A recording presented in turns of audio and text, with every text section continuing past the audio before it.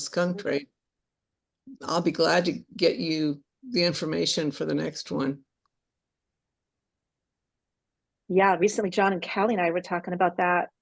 Just all of us are, I think, would love the opportunity to have the train go to the Sonoma County Airport and not be turned into a walking path. But yeah, hot topic.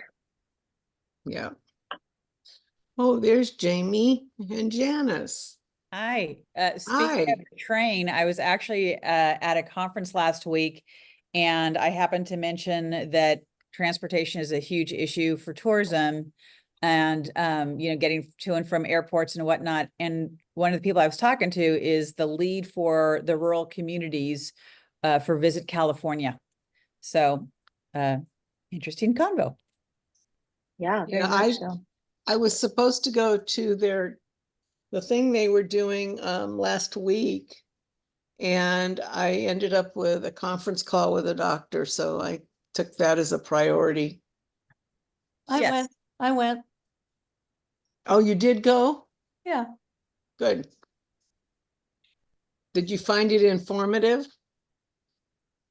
Yeah, it was a lot of the same information as the last meeting I went to. Last November? Yeah, I went to last November's meeting. So did I. So it's more of the same. It's, it's difficult from a visitor standpoint to understand the value of the walking trail that may or may not have some campsites on it, and that it would bring in a couple hundred people a year versus the 92,000 that the skunk train brings in. So it's goes against my my naturalist side, because of course we want more beauty and less, that stuff. But the visitor side, it's hard for me to understand why the conflict is so extreme. My perception of the conflict, we can talk about maybe at another time, because John should be here to set this up. But yeah, I have my feelings on it. Hey everyone, Joe, no, that's great. There's John. I'm here. I was listening. It's obviously an interesting conversation and pertinent to the industry, but I'll just real quickly chime in. Put it on another agenda. Yeah, it's worth the conversation, but I'll welcome all those who have not been to our meetings in the past and say thanks for joining. We typically like to start around 4 or 5 minutes after the hour, just to give people an opportunity to join in. So the conversation beforehand is always welcome. And also just a reminder, if you haven't already done so, please go ahead and put your name and property affiliation, or just industry or business affiliation, in the chat. It lets us keep a record of who's in attendance today. And we'll get started in about a minute or two. So yeah, certainly keep the conversation going. Oh, Kevin's here. Hello. Hey, Kevin. Good to be on.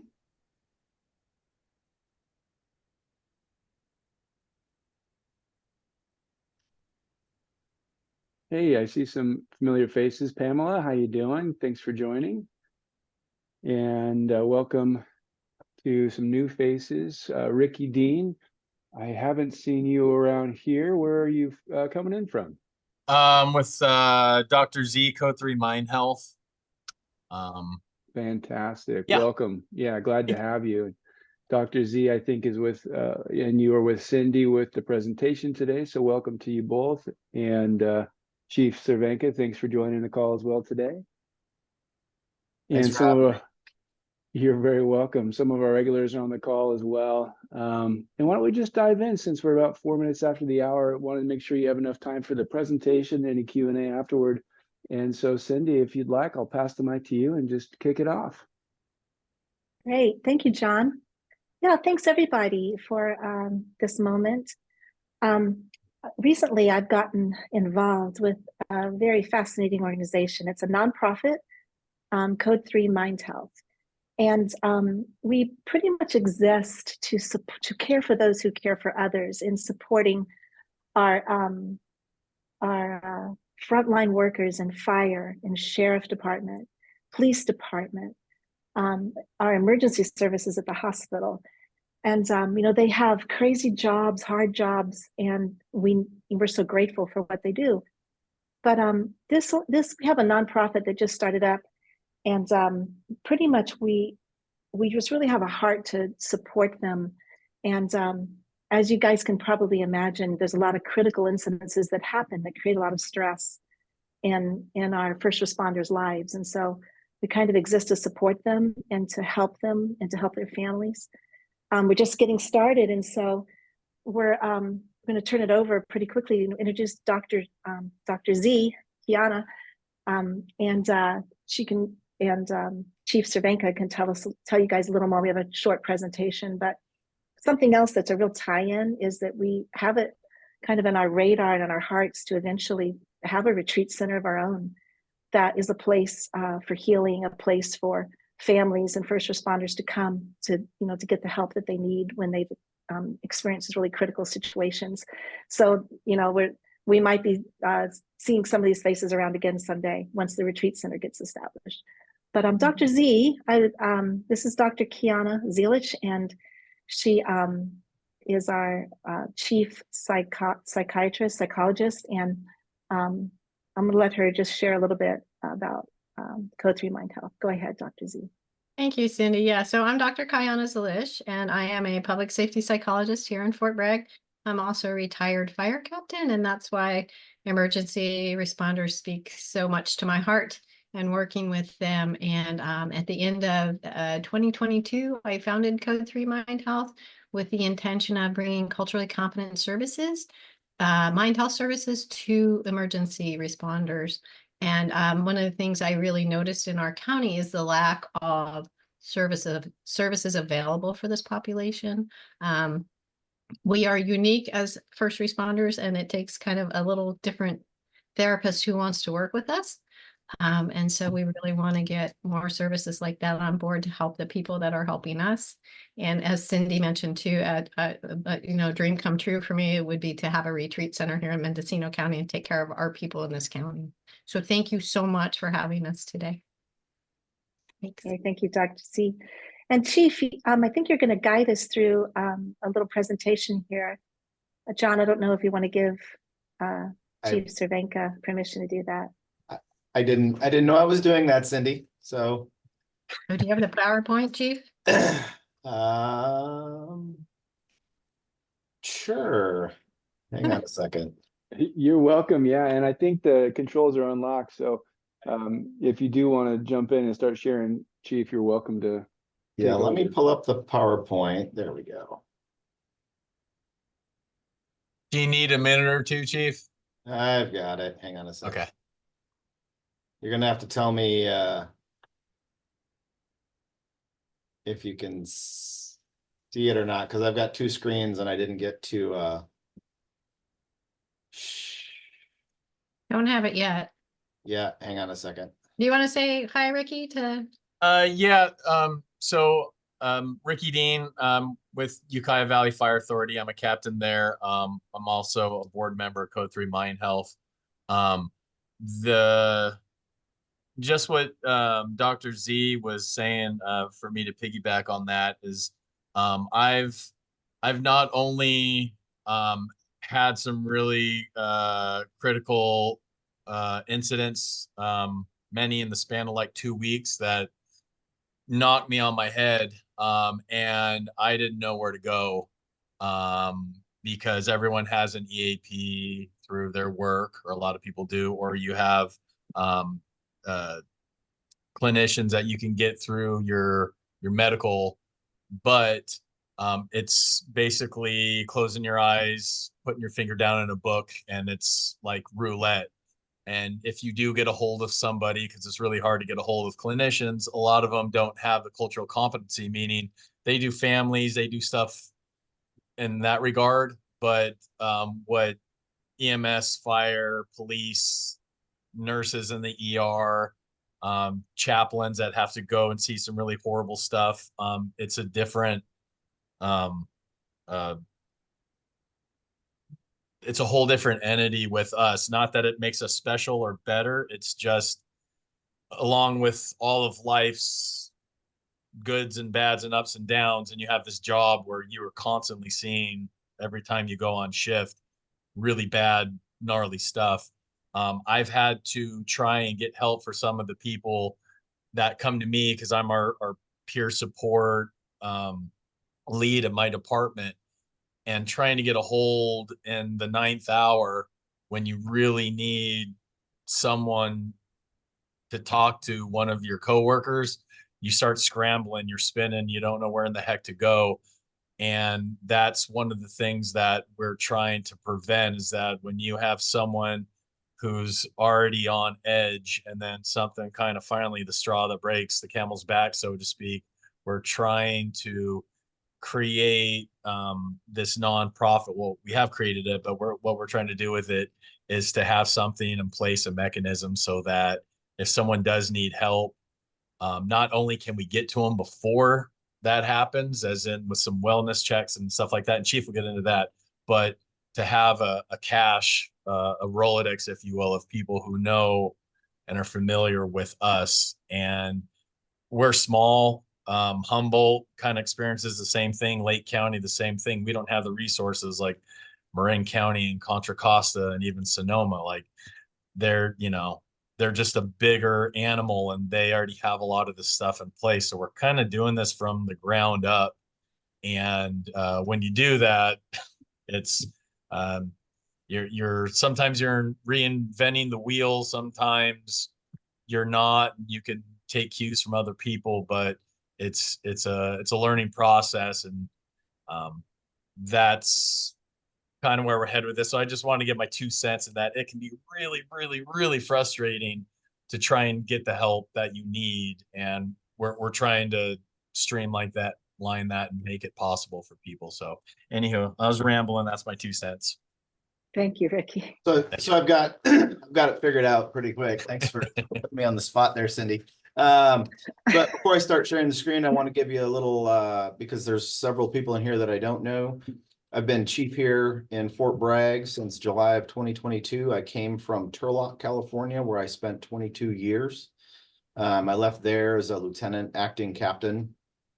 My journey into organizational wellness and mental health with officers began many years ago, but it really came to a head when I was a brand new lieutenant in 2017. And we had one of our officers suffer a mental break. He was off on leave for PTS related stress. He had handled several death calls, and then he went to a call of the son of his best friend, and he had to cut the son down from after hanging himself, and that was the break. And I admittedly handled it very poorly. I was under a pressure from my chief and my captain to do very administrative things instead of caring about the person. And it started me down this journey of learning how we could do better from the beginning so we didn't have to get to that end. I attended command college from 2020 through 2022.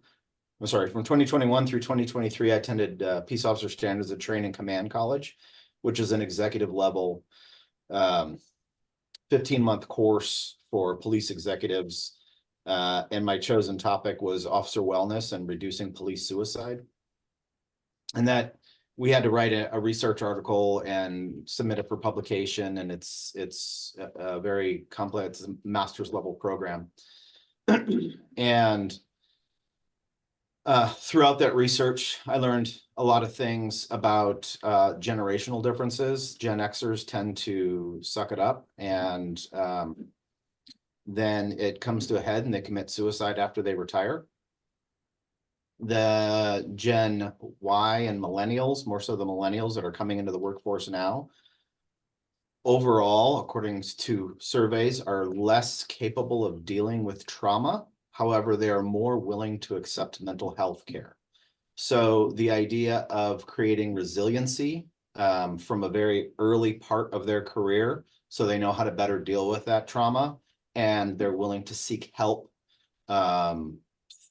that will guide them throughout their career, and then they can have a long, happy, healthy retirement. And start trying to change some of these statistics in law enforcement, such as twice as likely for a divorce and 3 times as likely for suicide as the average person. Emergency responders, there's 3 of us up here on the screen, see an average of 80 traumatic events in a career, where the average person sees 2 in a lifetime. So there's things that humans weren't meant to look at, and we have to. That's what the rest of the public pays emergency responders to do, is to deal with the things that go bump in the night, and the horrible collisions and fires and every other thing that people run away from, emergency responders run towards. So it takes a certain kind of person. And then when I was at Turlock, I was trying to start a mandatory mind health checkup program. I didn't call it mind health until Doc Z told me what she was calling it, but a mandatory checkup program for officers to that they had to go check in with the psychologist. I wanted it once a year or twice a year. In the Central Valley, that was the association didn't go for it. Nobody wanted to do it. So when I came to Turlock and I met Doc Z, funny enough, when you're the chief, you get to do stuff. And so I made it mandatory. And I'm proud to say that every single person, not just police officers, but also our professional staff, our support staff that's in the front office, every single member of Fort Bragg Police Department is currently in therapy, because we have a mandatory mind health checkup program spearheaded by Doc Z, and it's been wildly successful. And you may say that, I mean, there's the good things about reducing suicide and saving marriages and long, happy, healthy retirements, but there's other things for taxpayers you need to know. A more well-adjusted officer means less use of force incidents, means less complaints, it means better service to the public. It means higher retention and less turnover. And when we're talking about hiring an officer, that costs you, the taxpayer, about $150,000 to hire somebody. And then that hiring process from the time of application to the time they're a solo police officer is about 2 years. So unlike other industries where you can use temporaries, or you can hire somebody off the street, get them trained up in a couple of weeks, and then they're on their own, in law enforcement and fire, we have state requirements that have to be met, and training requirements and ongoing requirements and psychological exams to even get in. So our hiring pool is very small to begin with. But when you add on all of the requirements that are placed on us to get us into these roles, it takes time and it takes a lot of money. So every time you have somebody unhappy, and one of the indicators of a mentally unwell agency is people just continually leave, because they think if they go to another agency, things will be better. And it's the same no matter where you go. But if we can heal them and we can create some resiliency, they'll stay where they're at. And that saves, if you're just looking at dollars, it saves the taxpayer hundreds of thousands of dollars. So I'll get into let me see if I can do this. And let's see, slideshow. From beginning. Can you see the slideshow? Yeah, looks good. All right. I remember what I'm doing. Okay. Our mission statement is we're dedicated to promoting suicidal awareness and prevention, mind health, wellness, resiliency, education, utilizing evidence-based trauma treatment approaches in both outpatient and residential treatment settings for emergency responders, military, and their families. Code 3 Mind Health is a 501c3 nonprofit organization designed to offer culturally competent interventions, treatment, and care for those serving on the front lines. Now, I want to break that culturally competent down for those that might not fully understand it. And when Ricky was talking about finding someone you can talk to at 1 o'clock in the morning that's culturally competent, the incident that sparked this, when I was a young lieutenant, he was seeing a therapist. He later told me he felt that therapist wanted to see him because it was like watching an episode of Cops. He was more interested in hearing the stories than he was about helping the officer. And then when he got into the core problem where he had to cut his friend down, the therapist started to cry and had to leave the room because he was so upset.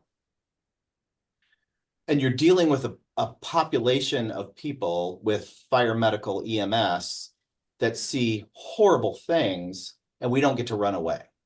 So we need somebody like Doc Z, a former fire captain who has seen traumas you can't possibly imagine, to be able to understand and sit and be present with us while we go through what we need to go through, and she's there to help us and guide us along the way.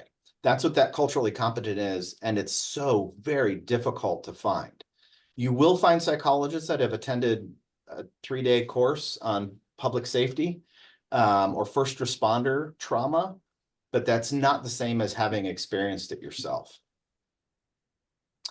Mind health. What I was talking about are mind health checkups developed by Doc Z for balancing and integrating neurobiological psychology with the physical, mental, emotional, social, relational, and spiritual aspects of individuals by providing comprehensive and culturally competent services to emergency responders, military personnel, and their families.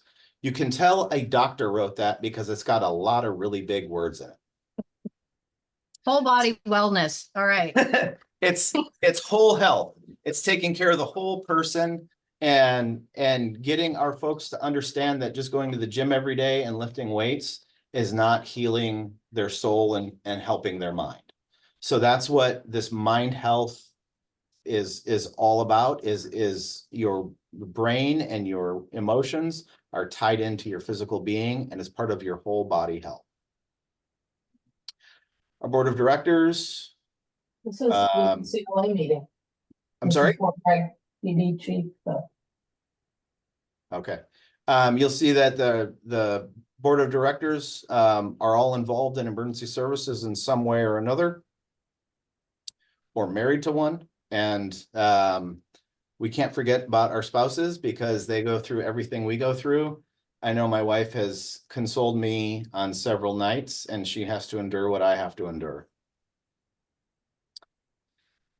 And then I am an advisor to the board. So because Fort Bragg PD will be contracting with Code 3 Mind Health, I didn't want a conflict of interest of me being on the board there. So I stepped down from the board and became an advisor to the board and one that can speak of its benefits firsthand. So the services we provide are those public safety mind health checkups. And what those are, it's a check-in with a culturally competent therapist. For Fort Bragg PD, it's every 6 months. I pay my officers and my staff to go either on duty or overtime. We pay for Doc Z's services for that 45 minutes to an hour, sometimes an hour and a half if it's me, and she lets me keep on rambling.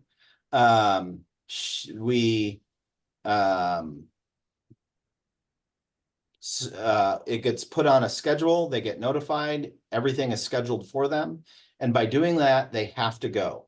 Now, the trick is, the thing with this is that I've spoken to other chiefs about is I pay them to go, I don't pay them to participate. If they refuse to participate, they can sit there with their arms crossed and stare at their tennis shoes while Doc Z reads a book and finishes up on her paperwork. If that's what they want to spend their money on, then that's what they spend their money on. I'm not forcing mental wellness on anyone. I'm providing an opportunity for everyone. And that's the difference with the checkups. Hey, Chief, I think if you keep scrolling through the slides, it will kind of describe each service as you go. Okay. Yeah. So there's that one. I didn't want to show that one because you put my name in it. So the only time Doc Z will let me know when something's happening is if it's a crisis and they are a danger to themselves, danger to others, or there's children in danger. She's a mandated reporter. So that's with any therapist. And then we can start taking action instead of 5150ing a police officer, which usually means the end of a career. We can take other steps instead of that just 5150ing them. We can use peer support, we can use psychologists, we can get them into other services that we're connected to at Code 3 Mind Health throughout the state for retreats and get them stabilized. We can also, what Doc Z gives me as the chief, since my agency is part of this program, is she gives me general themes. So what a theme is are 2 or 3 things that are affecting a lot of people that I can do something about. Now, the important thing for me to do is not send out an email and said, Doc Z says you don't like administration, so we're going to have a party this weekend and everybody get together. The idea for the themes are things that I can work on behind the scenes and start changing without telling people this is what Doc Z told me. She never divulges individual information. It is confidential. That's another advantage of using a therapist as a clinical psychologist, because there's doctor-patient confidentiality.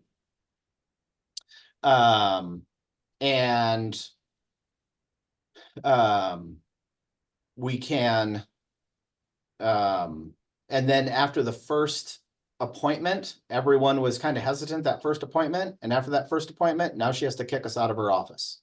So Doc Z is often the first person that my staff go to. We have also extended services to people retiring and offered additional meeting times with her as people transition into retirement, because that's a big culture shift for us. You go from 24/7 to nothing, and it can be a problem in retirement.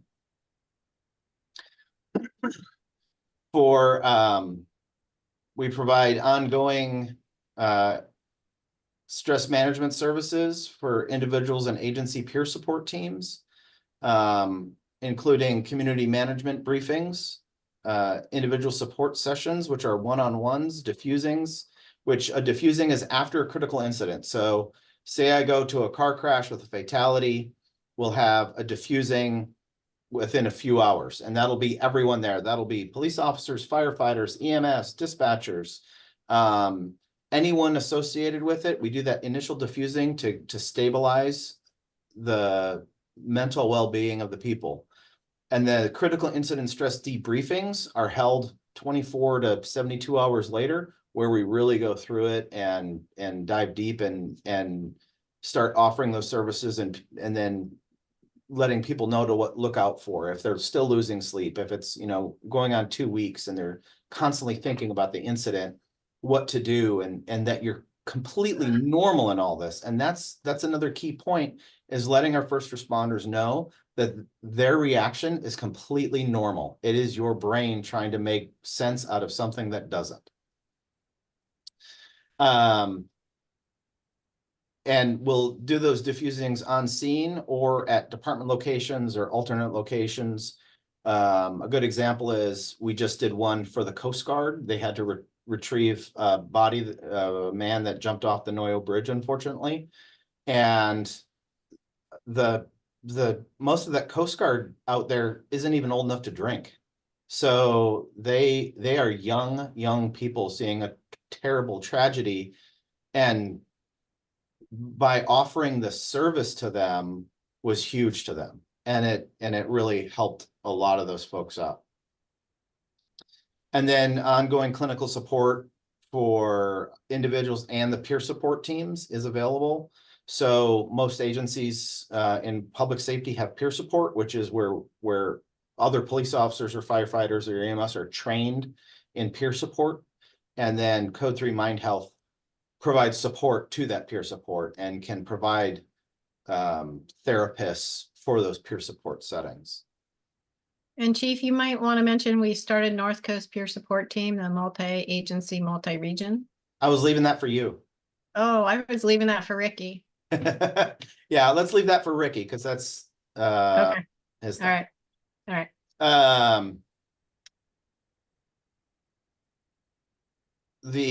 As I said before, spouses and significant others also suffer. So in the research I did, it's called secondary trauma. So I see something terrible. For instance, when I was involved in a shooting and my life was in danger, I had I don't know, it was like 28 rounds fired at me. And then we had all of these police agencies from all over Stanislaus County come screaming into town. My wife was at work already and saw 8 CHP cars coming into town, code 3.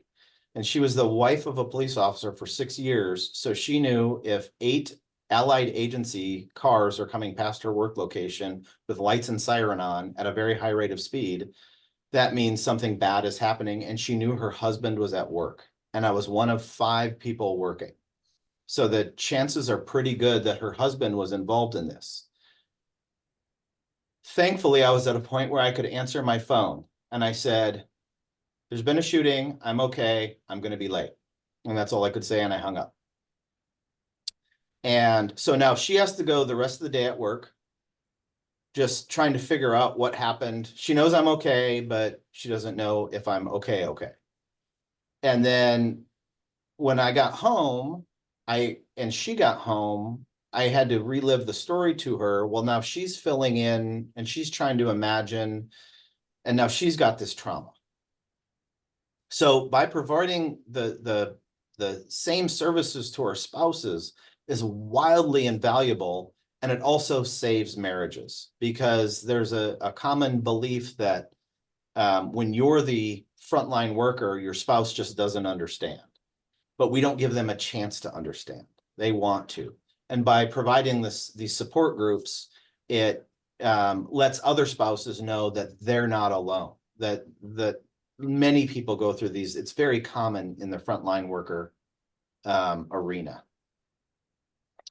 And then crisis intervention is 24-hour support. You never know when it's going to hit. You could have something relatively meaningless happen and it sparks a memory and you go into crisis, and you need that timely 24/7 response. Like I said, we don't want a 5150 or frontline workers, because they're just the workers' comp issues alone. They'll be off on leave for 2 to 3 years, and then their career is effectively over. For police officers, it is for sure, because they can no longer carry a firearm. If you can't carry a firearm, you can't be a police officer.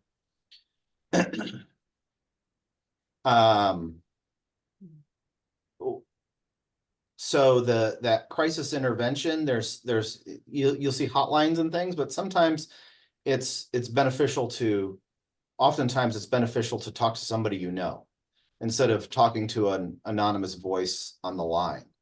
And Code 3 Mind Health offers that full individual care from somebody that you know and trust. Individual psychotherapy is as contracted, and the doctors are vetted to make sure that there's a lot of people that want to get into this arena, but they shouldn't be. And we've made that clear to the people that want to be part of Code 3 Mind Health, as far as the clinical psychologists, that it's not for everyone. We do make an effort to use EAP and insurance. And if anyone's ever worked with workers' comp, you know it's about impossible. Workers' comp is a wonderfully broken system. And then the super bill is so you can bill your insurance company after the fact, much like I do with my chiropractor. And then the tactical brain spotting. Doc Z, why don't you talk about the tactical brain spotting, since you're the one that created it? So just real quickly, because I know we're short on time. So basically it's a training I offer to peer support teams with different agencies. So after I use a technique called brain spotting. It's a trauma treatment approach. And I teach the peer support team how to do resourcing so finding a grounded, calm, neutral place. So after they come home from a critical incident, they can do some of this work right there in their station or firehouse or department to help regulate the emotional system. So in a nutshell, that's what that is. And that's it. Ricky, would you talk about the North Coast peer support? Sure. And just real quick, again, I know we're pressed for time. It all goes back to our county and even the counties around us being small and with limited resources. So we ended up putting together a collective between Humboldt, Del Norte, and Lake County and Mendocino County of other agencies that have peer support groups, tending to the needs of other agencies if they have a crisis and they're overwhelmed and they can't provide the resources in order to handle it. We're trying to take care of our own. So as small places do, we're getting that going as well. So there's a need, and it's being discussed and being worked on in order to take care of our frontline people, you know, from the Green Bridge all the way up to Eureka. So again, things are moving, and that's just kind of what that is in a nutshell. And Joe, you had a question?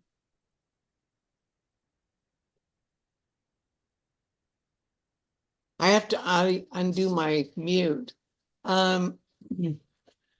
I talked to Chief Cervenka probably a year ago about getting somebody on the behavioral health board. And I still sit on our county's behavioral health board. Happily, we just broke ground on our new psych hospital, which should be up and running in a little over a year. And I sit on the Measure B committee. So this is something that I'm really interested in. But the other thing is, have you guys talked to the county, specifically to Dr. Miller, to see where you might be able to, you know, knit things together so they can support one another? And the other thing, has anybody thought about including veterinarians in this? I'm a registered veterinary technician. I have gone to catastrophes. I've worked emergency. One of my very favorite friends was doing it nationally and was actually one of the responders with dogs to 9/11. And is there something like this, or that you guys provide for, because they respond to these same kind of emergencies, and they have the people scream at them because they don't get it. And they scream at you guys more probably because they're scared and they don't get it. But is this something that you've thought about? So the two questions. Thank you. So I reached out to County Mental Health. I know Dr. Miller. We've worked together in the past. I worked for the county years ago. And they weren't really at a place to and we weren't either. Like I said, we're so new. But it's a wonderful idea, and I will absolutely reach out to her and see where we're at with that, because I know they have a debriefing team as well.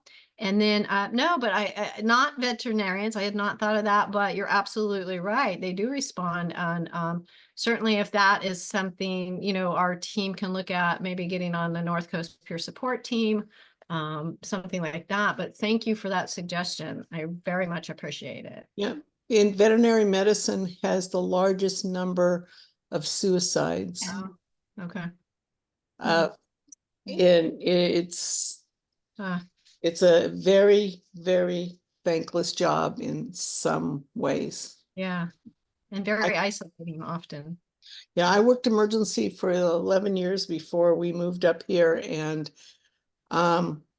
somebody who's been sitting in a waiting room and you triage and her dog's got a hot spot that's been there for a week, and a hit by car dog comes in, and you get screamed at because you let the hit by car dog go in first.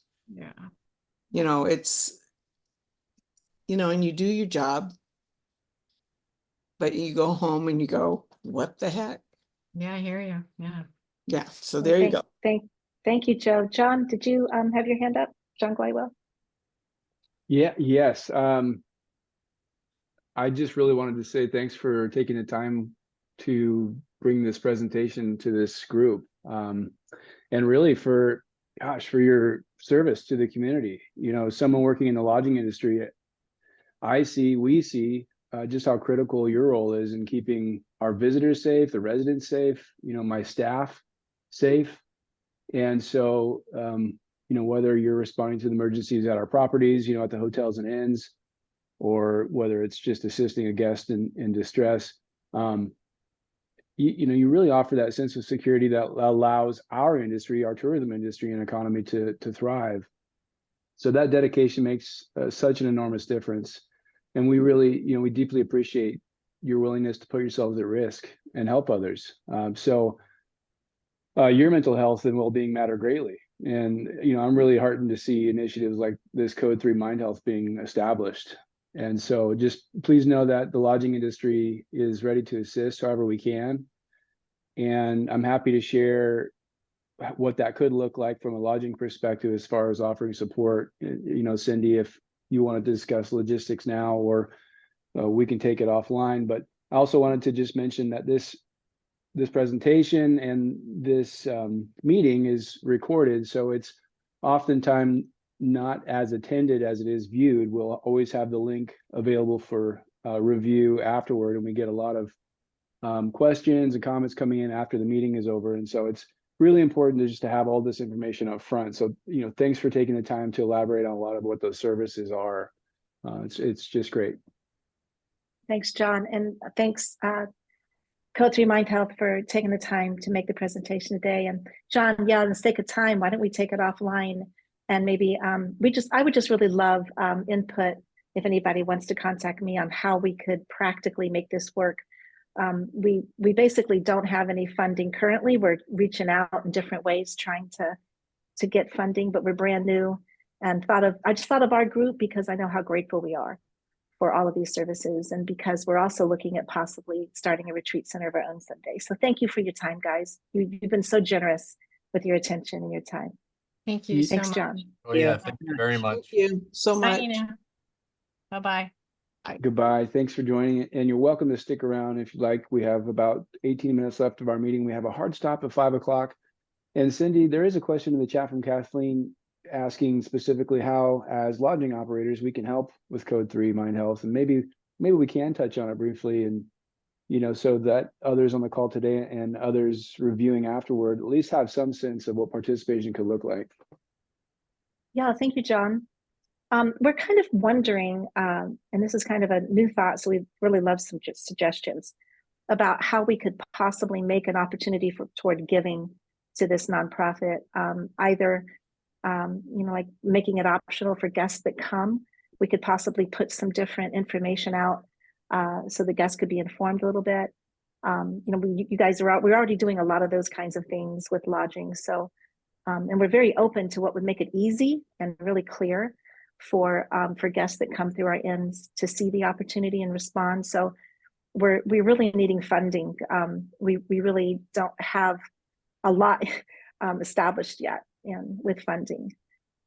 Sure. But, you know, and also just, I don't know, just more public awareness, you know, just different ways we could cooperate with our guests that come through.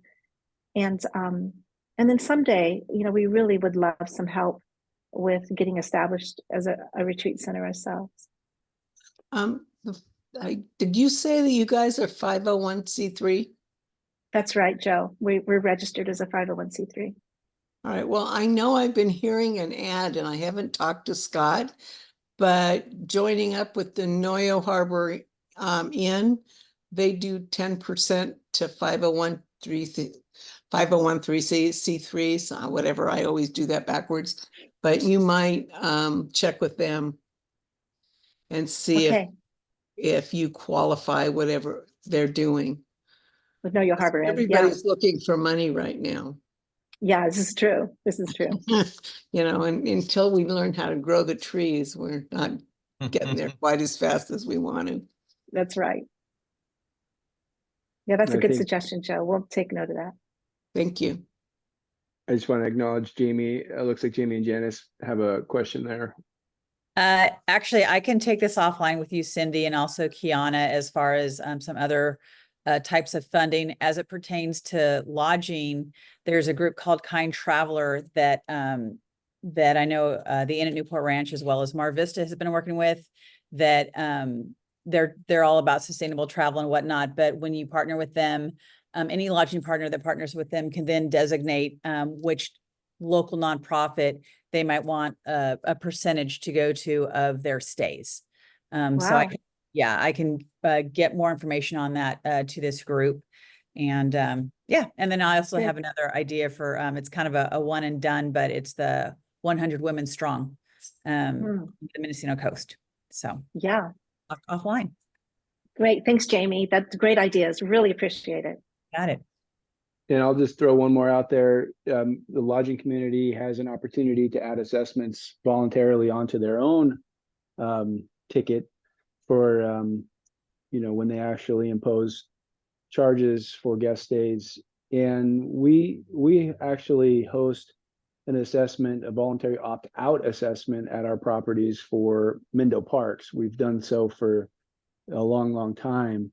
And really the framework is just that it is a fee that the guest pays. It's a 0.5% on top of the lodging fee or the lodging cost of the room. And if we educate the guests on why we impose that fee, but I'm just thinking that the template could be adopted in any way from any other operator to say, hey, we really appreciate this effort, this Code 3 Mind Health, and we will choose to create a voluntary opt-out structure like that. And we've been able to really raise some significant funding for Mendo Parks. I don't see why we couldn't also consider something like that for Code 3 or maybe other operators as well. So maybe that's a conversation we could try to hone in on, Cindy, and figure out if there's a way to distribute some of that information. That would be amazing, John. That's just the kind of suggestions we're looking for. Thank you so much for offering that. Oh yeah, absolutely. Hey guys, I know we're deep into the hour, but we can take these conversations offline, and I'm just so grateful for your interest and help. Perfect. Well, You let's put your contact info into the chat so we can pick it up who are you asking about, Joe? Sorry. for Cindy to put her contact info into the chat. Okay, this is just my email address, and here's my cell phone number right there. And we meet, we have a board meeting once a month, and so I can just collect things, collect ideas, collect information, and then process it with my team here. Once a month we get together. Thanks, guys. Great. Thank you all again. And we'll just jump to the next agenda item. I'm going to actually frog hop over the InnSpire conference. I think Cab was going to try and chat about that, but it's not until January. So we have time. But I want to make sure we give time to Ramon and the folks from VMC in case there are any industry updates that you had earmarked for today's meeting. Hey, John, thank you. As you guys know, and I reported last month, we're still working on our business improvement district assessment petition drive.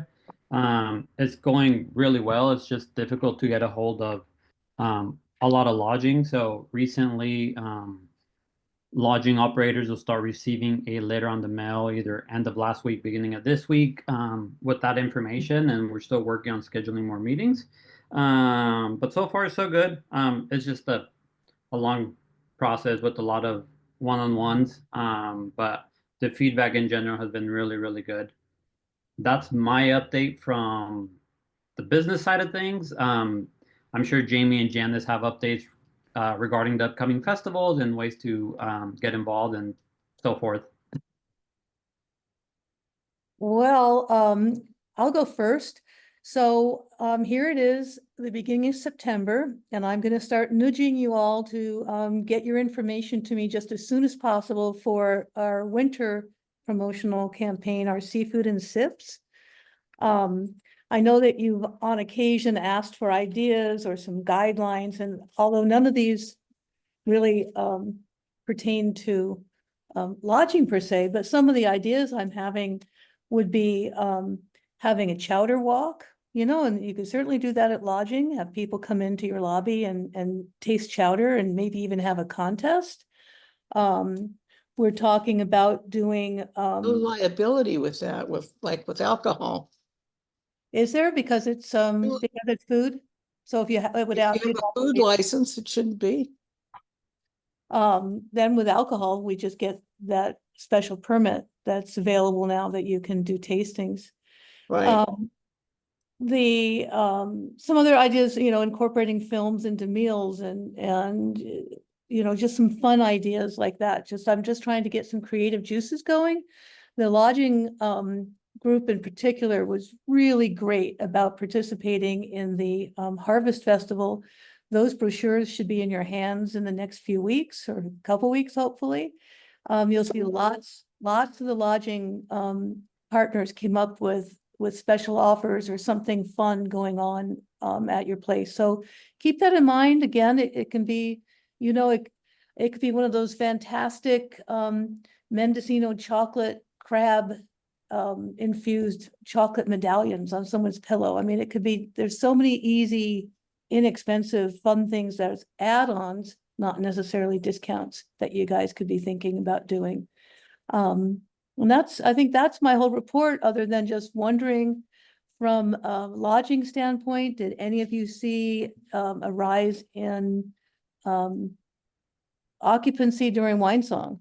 Did Wine Song have an impact at all in any way that any of you can see here locally on the coast? How did Wine Song do? We're going to have a meeting about it later, but it apparently for its temporary format, it did quite well. People were really, really pleased. They were both attendees and vendors were very pleased. One of the interests in Visit Mendocino and seeing it move forward is, of course, to get lodging back to where it was in the past, where Wine Song really had an impact. So this smaller event, I was just curious if any of you saw an impact at all, but it doesn't sound like it too much. And I see Scott and John both have their hands up. So Scott, you were first. Why don't you go ahead? Well, in relation to that, we had our best August ever, even better than all of our Augusts during COVID, which were huge. And we were full that weekend, but only one couple were there for Wine Song, and they are winemakers who get all their grapes in Anderson Valley, but they actually make their wine in San Francisco, and so we're friends with them. Must have been Brian and Jennifer. Yep. Yeah. But back to the chowder walk and in general liquor licenses. Yeah. We serve alcohol and cannabis cocktails at all of our happy hours, and as long as you don't charge for the alcohol, you don't need a license. But we do have hosting insurance, which covers us if anything untoward happens because of the presence of alcohol. Okay, good to know. And John? Yeah, I just wanted to respond to our observations from the Wine Song this year. We had just had, anecdotally several guests who planned to attend the Wine Song, beforehand expressed that they were excited to see the event going on again. And so we were really pleased to have some positive feedback. During the weekend, we weren't completely as busy as we'd had in the previous Wine Songs, but I think that was expected from us, just, not having the event in Fort Bragg. And then a couple of guests just did mention that, of course, they would prefer to see it at a larger venue, but that they still really enjoyed, seeing that it was being produced again. So in general, positive feedback with some additional criticism as it always goes. But, thank you so much for facilitating any way you can to keep the event going. Great, thank you. Good info. Nice to hear. Thank you. You're welcome. And Scott, do you have another hand up, or is that the same hand? No, different. Of course, we'd all love to see it back at the Botanical Gardens, It will but be. say again? It will be. Next year. Oh, good. Oh, then never mind. I was going to have another suggestion, so that's great. It's absolutely going to be there next year. And we're having, after this meeting, Janice and I are on a debrief and probably a little bit of pre-planning for next year for them. Very little. Very little. Yes, Ramon, very little. Does that mean wine tasting? Yes, actually it does. Nice job. Or whiskey. No. Also, this week, just so everyone knows, we are sending out our first big e-blast to our external lists of folks for the Harvest Mendocino. And that starts October 25th, and it goes a little bit longer this year because we were able to wrap in a group that was coming up that was mushroom specific. But that's going to go out this week, and we're going to get some radio ads out for that as well. So yeah. Yeah, it's going to be exciting. It's going to be a good one. And don't forget that mushroom whiskey and wine train is going to roll again too on November 2nd. And the Native Arts Expo at Mendocino Arts Center is going to be happening that Friday and Saturday that kicks off Harvest Mendocino. And then in Fort Bragg, the Magic Market is on that Saturday. So kind of our point here is that that there is still time. Just because the print brochure has gone to print, you are at any time welcome to come up with an event or a special, and we will happily post it on our website and include it in the promotion as appropriate. A concert, perhaps. Oh, nicely done. You guys tag teamed that really well. That was pretty cool. Okay, 4:56. What's next? Right. Let's see. One more hand from Scott, it looks like. Let's see. Now I can't remember. What were you last speaking about? Oh, no, it had nothing to do with. John and I created last year during the shoulder season hundreds of suggestions for boosting revenue and boosting each other. And we never actually got into the full discussions of it. You just got a whole list of suggestions. But one of the ones that I had said is to friend each other and connect with each other on Facebook and LinkedIn and share everything about each other and, you know, what your in is doing. And I'll share that with others. So I share Beachcomber all the time, and I share Little River Inn all the time, as well as one in Mendocino right down on the coast. I don't know which one it is. It's Susie Plocker. Oh, Sea Rock. Sea Rock. And I frequently see up to like 3,000 views of anything I share because I constantly monitor that. And so what I also wanted to say is that the amount of shares I see when I share Visit Mendocino things is much higher than what I see the viewership of your actual postings. And so we can all help bring in the tourism by, you know, sharing as widely as possible everything that that you see VMC putting out. And again, friending and connecting with each other and sharing about each other. Great. Yeah. Thanks for the reminder, Scott. And it's always good to try and spread the information, awareness, and the love. And we have, probably less than 60 seconds till the end. It was really, Cindy, one more time, thank you so much for, wait, Cindy's gone. Where'd she go? Well, Cindy, hopefully you'll look at the recording or I'll just text you, but appreciate your being here. Pamela, gosh dang it. I was going to ask, did you have anything you wanted to talk about with your attendance today? We missed you there. No, everything was really great. And that really covered my previous life in law enforcement. So it was nice to hear so many people getting therapy. Oh, wonderful. Nothing to report. Just really pushing that our hospitality and tourism course goes online for the spring semester. Wonderful. Oh, that would be exciting. So maybe if we have another minute or two next meeting or the next time you're available to attend, we can dive into that a little bit. For sure, for sure. Wonderful. I'll wish you a great September to the entire group. And Julia, good to see you there in action. Thanks for everyone to be here. I'll post the full agenda, the YouTube link for reviewing this presentation, and send it out via email. So we'll see you guys next month. Bye. Thank you, John. Thanks, everyone. Thank you. Bye all. Thank